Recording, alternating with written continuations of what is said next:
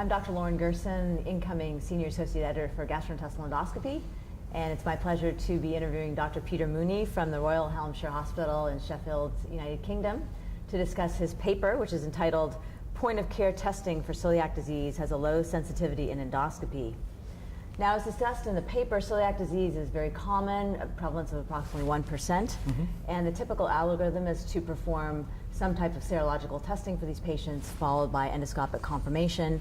So what was done in this study was actually to propose a rapid type of testing called point-of-care testing that might be offered in lieu of these other tests. Yep. So Dr. Mooney, could you first explain to our audience how does rapid point-of-care testing work, how it's performed? Okay, so the test that we use was the BioCard test, which is an IgA-based test testing for TTG, tissue transglutaminase, and essentially it's a finger prick blood test, so it's a capillary blood test, or you can use whole blood, and you take a small sample using a glass capillary, and then it's placed in a buffering solution which hemolyzes the solution, hemolyzes the red blood cells, which then they test. You put that in the into a cassette, and it's an immunochromatographic test. So as it diffuses down the test, the antibodies are deposited in a test line if they're present, essentially. So what you would see on your test is a red line, which would indicate a positive test, and if it's not there, then it's a negative test. So I'm going to play devil's advocate a little bit. So you have a patient there for endoscopy who already has had some testing, and you're proposing to do this rapid test at the time of the endoscopy. So the question is, why do the test? In other words, if the test is positive, would it change your biopsy protocol? If it's negative, would you tell the patient go home and eat lunch? Okay, I mean, where we see this fitting is that essentially we know that although celiac disease is a very common condition, about 1% of the population, only about 1 in 7 of those people who ever gets diagnosed. So there's a big gap in the number of people that aren't ever diagnosed with their celiac disease.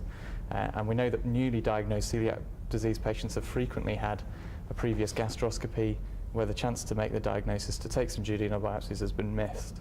So the way we see it is that if you would do this test on everybody who attended for endoscopy, and then if they had a positive test, then you would biopsy them, essentially. So because of this miss rate of people who've had a previous endoscopy where that chance has been missed, some people advocate a routine duodenal biopsy strategy. But if you're taking duodenal biopsies on every patient, that's expensive, and this could therefore, potentially would reduce the need for excess biopsies and save money that way, essentially. So you mentioned in your paper there's approximately 10 papers that have been published before looking at this rapid testing. What did those papers show, and then how is your study design going to be different?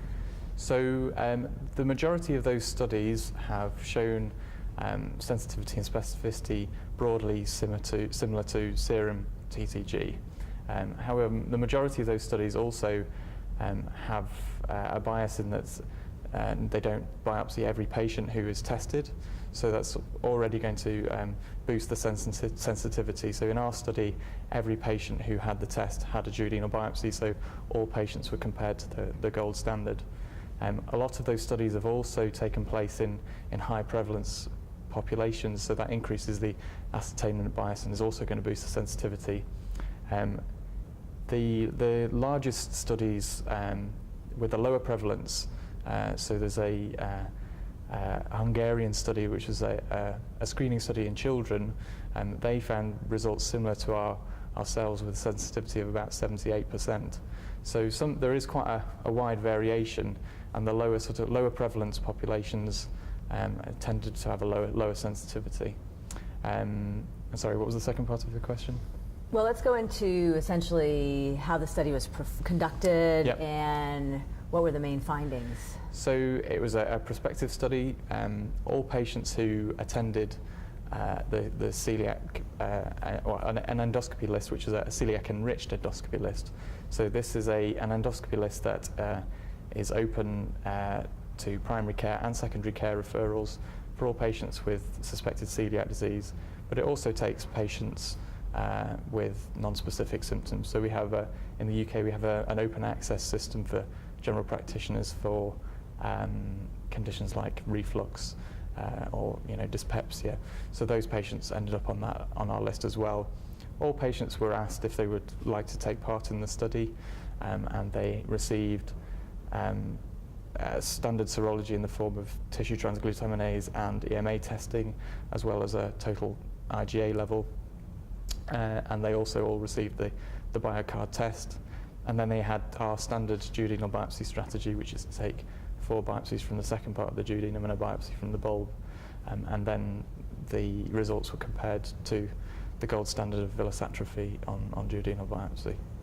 And what were the main findings of your study? So the main findings were that despite previous studies showing sensitivity similar to TTG, BioCard in our study performed quite relatively poorly.